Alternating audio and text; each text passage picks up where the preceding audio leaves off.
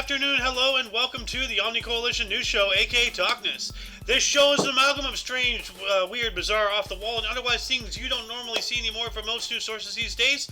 During a time of political overabundance and divisiveness, we present you with more unifying topics to discuss for the most part. For links to those articles and music done by Carrera and anything else potentially interesting, check the underbar of the description below. Anyway, I am Alexander, and today I am joined by... Gunners Gaming. Yep. And we also have Noah, who is today a nice, juicy lamb chop. It's Professor Toothy. Anyway, today is Woden's Day, also known as Odin's Day, aka Wednesday, January 11th, 2023. So let's jump into the news, shall we? So we have from, what source is this? Chicago? No, hold on a second. From whatever this is. Oh, Facebook? Is this from Facebook? I don't know. Unknown source. Education. Inspector report found hundreds of Chicago teachers allegedly... this. I'm not going to read this on air. This is absolutely disgusting. So... It goes on here. The Chicago Board of Education's Office of Inspector General, OIG, annual report found hundreds of Chicago public schools, CPS, teachers were accused of adult-to-student misconduct in the year of 2021 through 2022 school year. Kind of ironic for a thing that with the abbreviation CPS. The OIG's Allegations Unit, SAU, opened 447 cases investigating teachers for allegedly grooming, assaulting, or CPS students last school year, following the 325 opened in 2021. Of the open cases, the SAU closed 600 over the past 12 months, according to the OIG annual report, reported Chicago City Wire. SAU investigated a Chicago high school substitute teacher for several students for and engaging in acts with at least one student on school property, the OIG found. I'm sounding like something that's been heavily censored because I can't even say these words online. This is an absolute disgusting... I can't even read this. So, question. Answer. Is this going to YouTube? On YouTube? We are live on YouTube right now. Okay. Yeah. I thought maybe you'd put it on Rumble or something. I don't know. It will be on Rumble too. And BitChute. So... Because I'm streaming onto my YouTube channel. Then I'm going to upload it onto the Omni Coalition's YouTube, the Omni Coalition's Rumble, and, it's BitChute as well. So, in essence, the same video is being posted 4 times. So, across 3 different things. So, but, let's move on up. I don't even want to talk about that last article. From Rebel News, West Virginia judge upholds state law banning trans athletes from female school sports. Good. In a ruling on January 5th, Judge Joseph R. Goodwin of the Southern District of West Virginia said that the Save Women's Sports Bill, or HB 3293, is constitutionally permissible. A federal judge in West Virginia has upheld the state law that prohibits male athletes who identify as female from participating in female school sports. Yes. The bill defines girl and woman as biologically female for the purpose of secondary school sports, and Judge Goodwin found that this was, quote, substantially related to its important interest in providing equal athletic opportunities for females, end quote, the Post-Millennial reported. The law was first introduced in March of 2021 and was challenged by the American Civil Liberties Union, ACLU, which represented trans-identified male school student Becky Pepper Jackson, who was barred from the girls' cross-country team, as he should.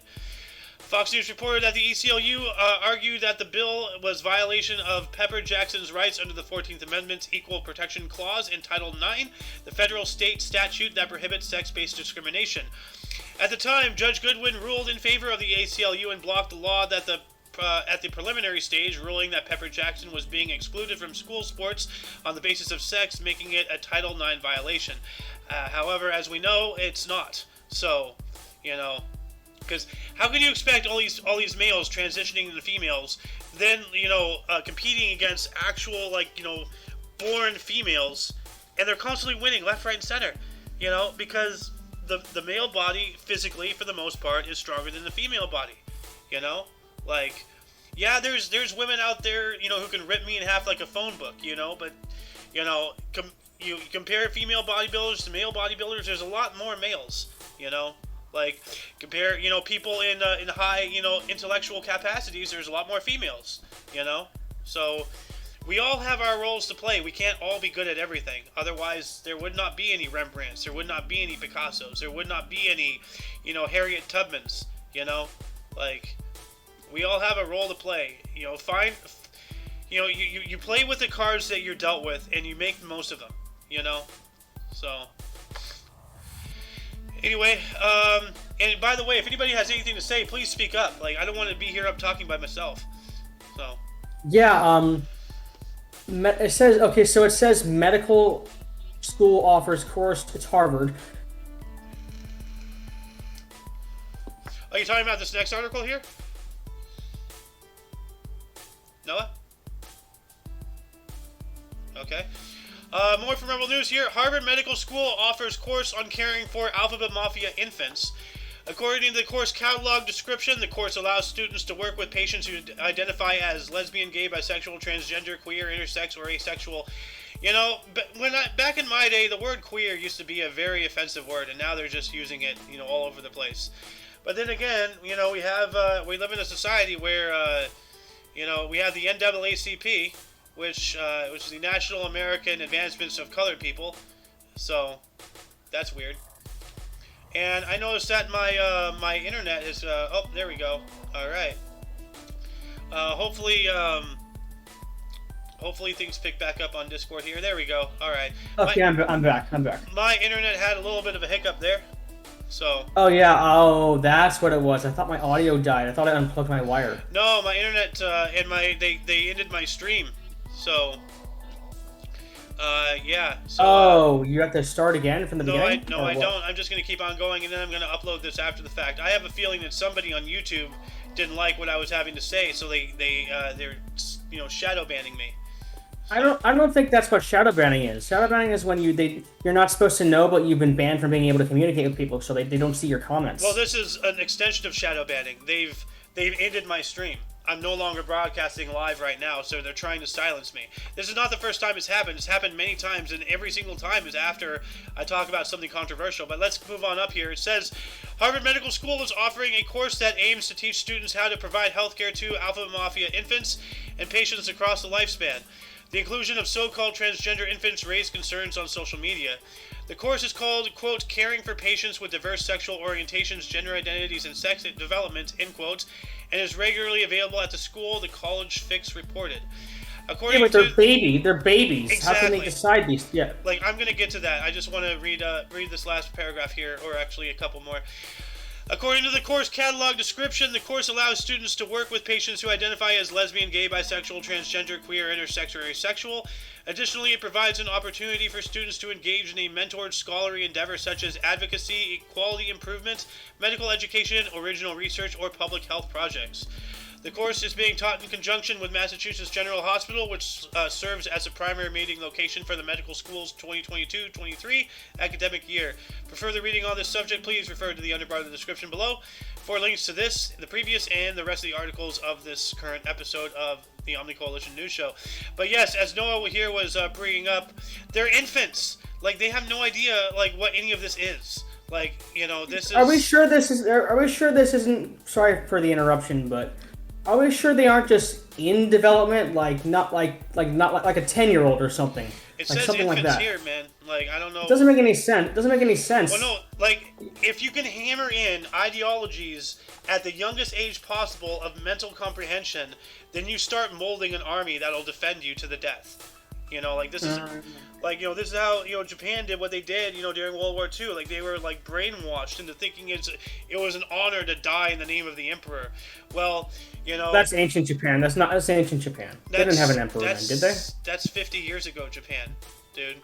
Like, they did that in World War II, dude. The kamikazes, they were doing that in honor of the emperor. Like... Well, it was in 1940s, so it was actually more like 75 years ago. Okay, but still, that's not ancient Japan, Oh, no, it was like 75 years ago. Okay, but anyway, let's get back on topic here. Like, what I'm saying is, like, they're pounding this information, or this invalid ideology into, little children and infants, and as long as that's the only thing they learn, because this was brought up in another video, I think somebody in Timcast was talking about this the other day, like, like the majority of people who like are sensible, like they're not out there fighting. They're not like constantly making their opinions heard. Like they're keeping to themselves.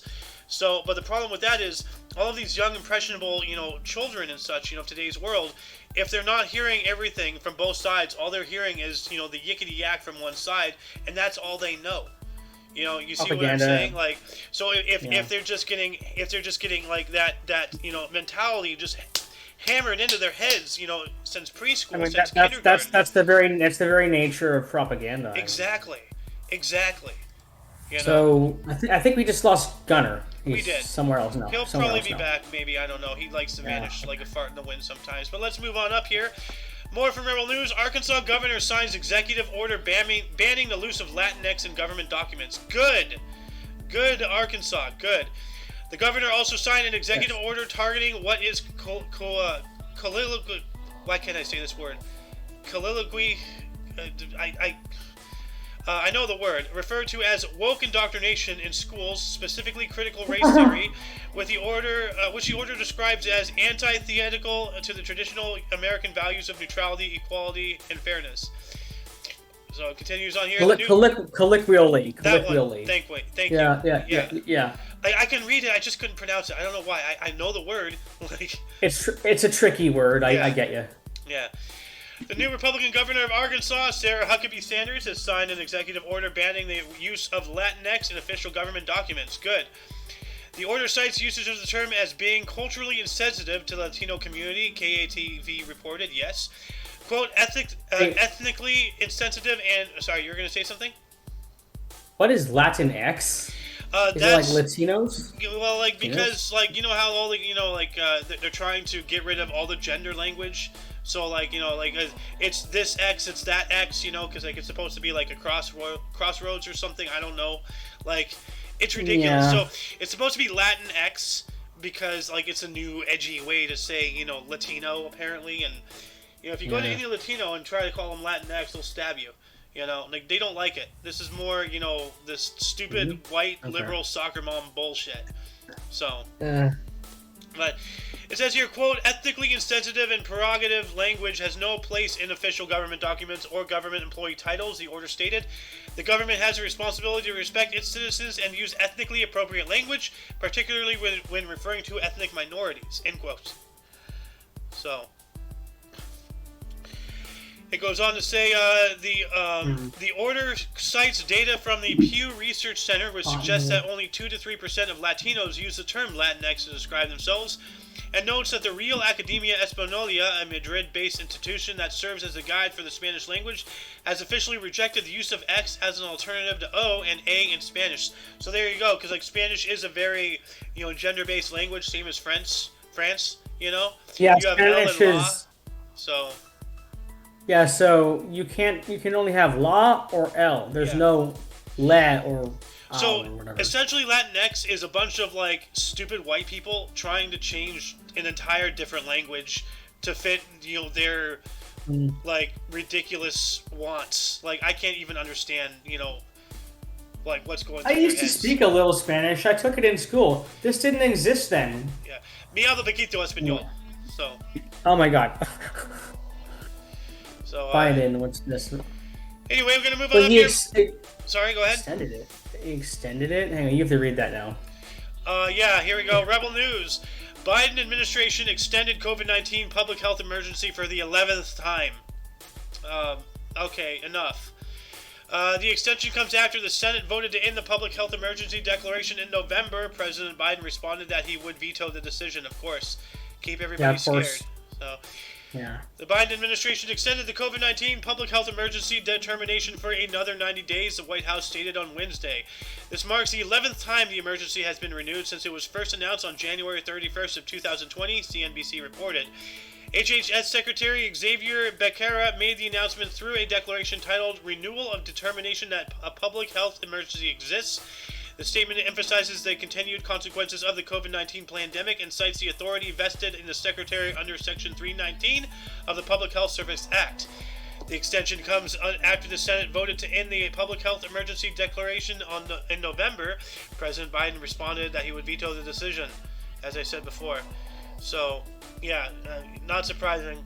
Like, just, yeah, more crap. So, but let's get into something good. Here we go.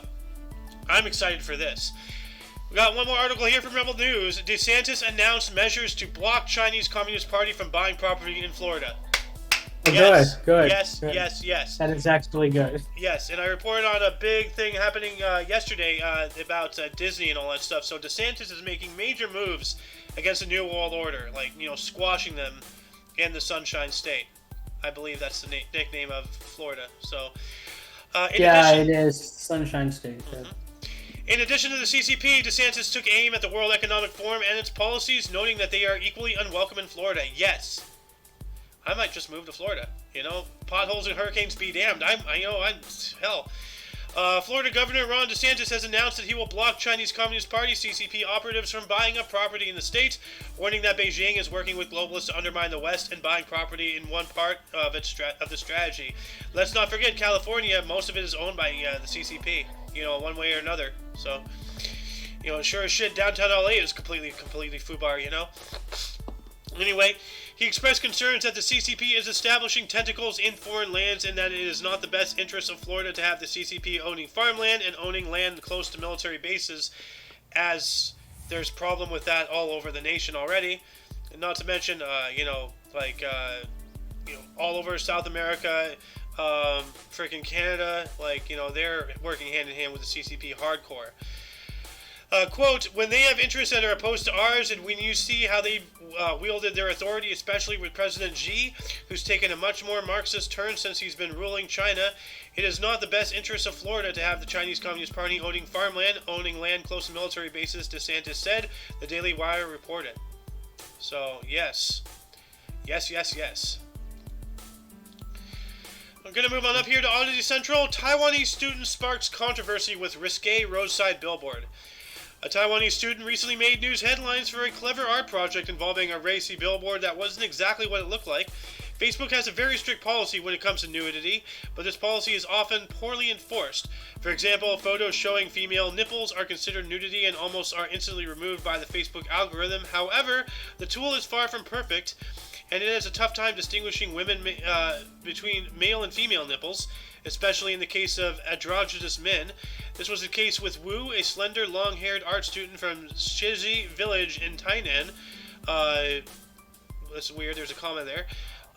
Who recently had an artistic picture removed from Facebook for indecent exposure. The experience gave him an idea. So, and essentially, that's actually a man.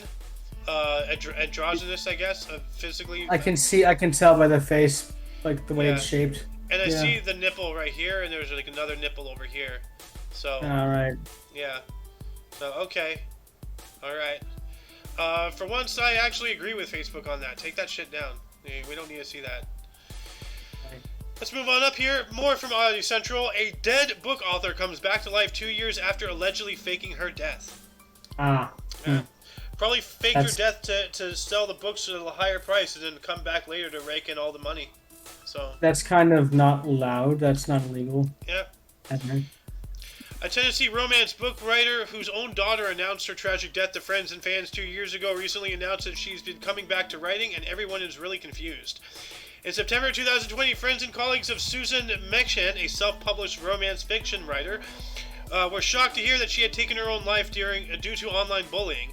Someone claiming to be her daughter announced the devastating news on Facebook, and tributes from fans and authors who had known and worked with her started pouring in. For the next couple of years, Mekshan's Facebook profile was seemingly used by her family to post tributes to the author and inspirational stuff, as well as to promote her books. Some claim to have bought her work as a way to support her grieving family, but a couple of days ago, something weird happened. Someone claiming to be Susan Mekshan took to Facebook to announce that she wasn't really dead and that she was coming back to writing. So, quote, I debated on how to do this a million times and still not sure if it's right or not, end quote. The post, which has since gone viral, read, quote, there's going to be tons of questions and a lot of people leaving the group, I guess. But my family did what they thought was best for me, and I can't fault them for it. I almost died again at my own hand, and they had to go through all that hell again.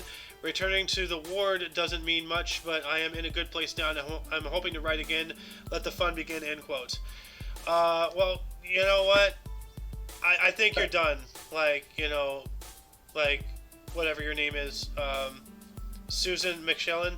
Like, I think you're done writing. Like, just you're done.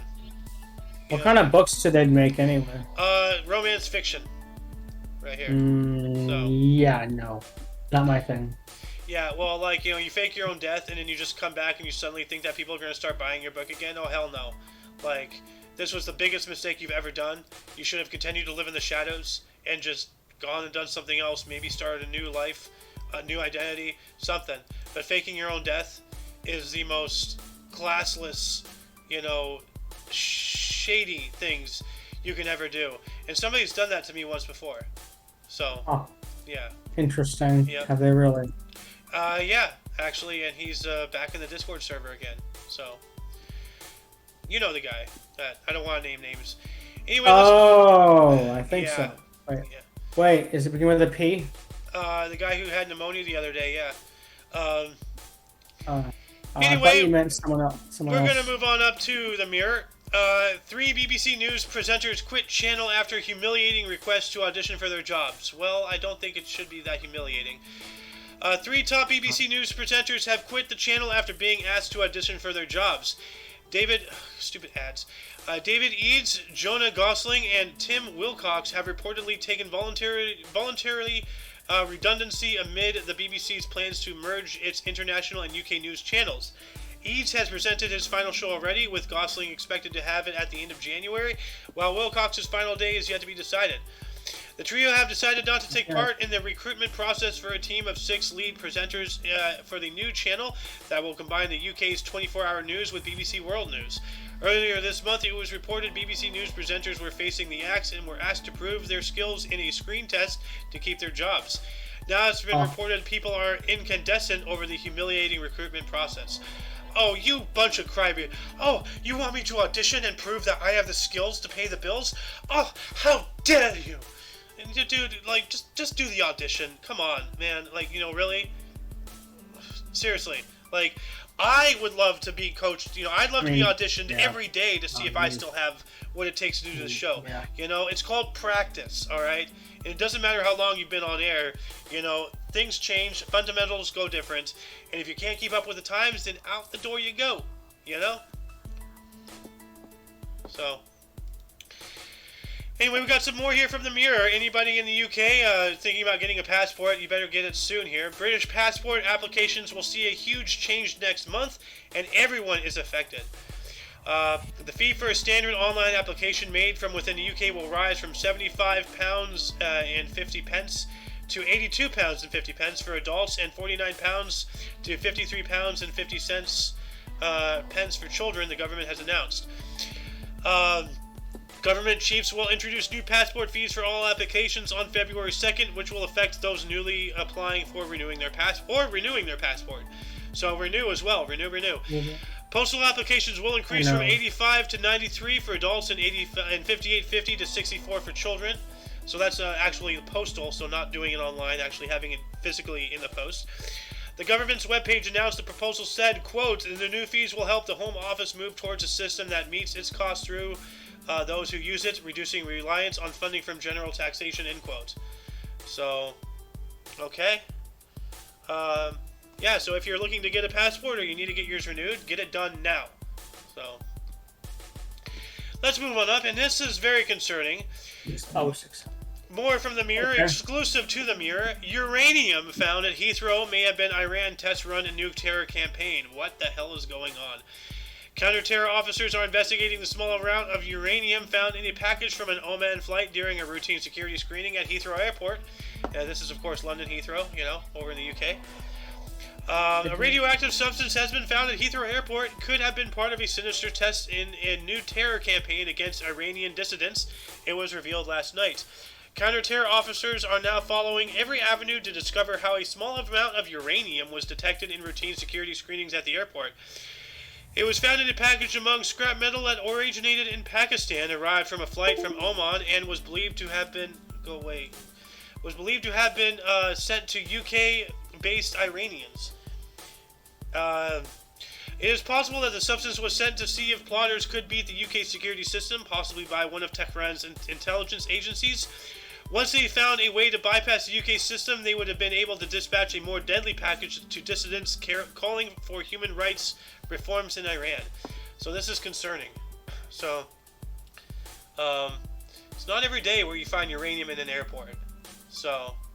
Yeah, wow, that's crazy. Yeah. Let's move on up. A boulder crushes California man's car moments after he got out. Oof. Lucky guy. A California man said a phone call led him to get out of his parked car just moments before it was crushed by a falling boulder. Horatio Hineo said he was parked outside his home at the side of a hill in the 20,000 block of the Pacific Coast Highway in Malibu when he got out of his car to answer a phone call from his girlfriend, who asked him to retrieve something from inside the house. Quote, "I just heard loud crashes," Hineo told KTLA-TV, "and I ran out and saw my car just crushed," end quote. The 4-foot boulder landed on the roof of Heredier's car, caving it in. Quote, "The rock is the size of the whole hood," Hineo said. "The windshields are all broken and the frame of the car is just all twisted," end quote. The rock slide debris was dispersed across all 4 lanes of traffic, damaging at least one other parked car. No injuries were reported. So let's take a look at this here. So, wow, his car is done. Like, and you said Let me see it. Go back. I want to see it again. It fell off a cliff? Yeah, it fell off a cliff. Wow. That's terrible. You can see, like, the car is just, like, mushed. He's okay? Yeah, he got out of the car to go get something from the house, and then that's when the rock slide occurred. Oh, it just slid over the... Oh, wow. Yeah. That's actually, like, a scary that, like, he could have been dead. It could have been him. Yeah, no, like, you know, right there, that would have been him. Like... Holy shit, dude. Yeah. Like... tore the roof off like a tin can, bro. And it looks like it was, it was crushed. Yeah, holy hell. And he said the frame itself, so that car is totaled. So, yeah. Anyway, more from UPI, or UPI. Italian man uses mirror writing to type copies of 81 books backward. But why? I have no reason. I can't think of any reason. An Italian man who used a technique called mirror writing to type copies of 81 books holds the Guinness World Record for most books typed backward. Okay, so I don't get the. Is it just because you have to read? The letters are backwards. I mean, that's. I don't know yeah, everything is reversed. So it's just a pointless thing. Excuse basically, to get your name like what you see in my background is essentially. Yeah. So it's an excuse to get yourself in the Guinness books. I don't know. Yeah, it says here the record-keeping organization said Michelle Santilia, at the age of 63, of Campobasso, has copied 81 books by working backward, creating a mirror image of the original text, and the languages he has typed in include hieroglyphics, Old Hebrew, traditional Chinese, Mayan, Etruscan, cuneiform, and Voynich glyphs. Wow! Wow, that's impressive. Oh, wait. Did you say Voynich glyphs? There were glyphs for that? Voynich glyphs, apparently. I know, the Voynich manuscript I'm thinking of right now. I've never heard of that word, but glad that you have, at least. So, it's a thing called the Voynich... Sorry? Nothing. Hang on. No, talk. What was on your mind? There's a thing called the Voynich manuscript. Okay. It's like a holy book, I guess, that no one can tell. It has a supposed hidden message, kind of like something else I know. And it also isn't possible to tell if it's really a hoax or not, but it supposedly really isn't. All right.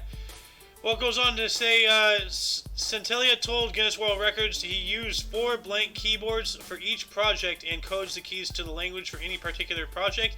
He has typed backward copies of Epic of Gilgamesh, the ancient Egyptian Book of the Dead, the Code of Hammurabi, the Bible, and Leonardo da Vinci's writings.